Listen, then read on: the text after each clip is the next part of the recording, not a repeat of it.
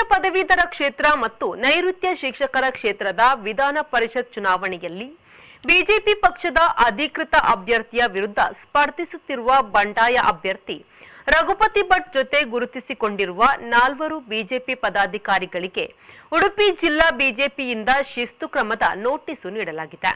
BJP ಜಿಲ್ಲಾ ಉಪಾಧ್ಯಕ್ಷ ಮಹೇಶ್ ಠಾಕೂರ್, ಕಾಪು ಮಂಡಲ ಉಪಾಧ್ಯಕ್ಷ ಉಪೇಂದ್ರ ನಾಯಕ್, ಜಿಲ್ಲಾ ಯುವ ಮೋರ್ಚಾ ಉಪಾಧ್ಯಕ್ಷ ರೋಷನ್ ಶೆಟ್ಟಿ ಮತ್ತು ಜಿಲ್ಲಾ ಅಲ್ಪಸಂಖ್ಯಾತ ಮೋರ್ಚಾದ ಪ್ರಧಾನ ಕಾರ್ಯದರ್ಶಿ ಜುನೈದ್ ಬಂಡಾಯ ಅಭ್ಯರ್ಥಿಗೆ ಮತಯಾಚಿಸುತ್ತಿರುವ ವಿಚಾರ ಪಕ್ಷದ ಗಮನಕ್ಕೆ ಬಂದಿರುವ ಹಿನ್ನೆಲೆಯಲ್ಲಿ ಈ ನೋಟಿಸ್ ಜಾರಿ ಮಾಡಲಾಗಿದೆ. ಪಕ್ಷದ ಪದಾಧಿಕಾರಿಗಳಾಗಿ ಜವಾಬ್ದಾರಿ ಹೊಂದಿದ್ದರೂ ಪಕ್ಷ ವಿರೋಧಿ ಚಟುವಟಿಕೆಯಲ್ಲಿ ತೊಡಗಿರುವುದು ಅಕ್ಷಮ್ಯವಾಗಿದೆ. ಪಕ್ಷದ ಶಿಸ್ತನ್ನು ಉಲ್ಲಂಘನೆ ಮಾಡಿರುವ ಕಾರಣಕ್ಕೆ 48 ಗಂಟೆಗಳ ಒಳಗಾಗಿ ಜಿಲ್ಲಾಧ್ಯಕ್ಷರ ಮುಂದೆ ಸ್ಪಷ್ಟೀಕರಣವನ್ನು ನೀಡಬೇಕು ಎಂದು ನೋಟಿಸ್ನಲ್ಲಿ ತಿಳಿಸಲಾಗಿದೆ. ಶ್ರೀಜಿತ್, ವಿ4 ನ್ಯೂಸ್, ಉಡುಪಿ.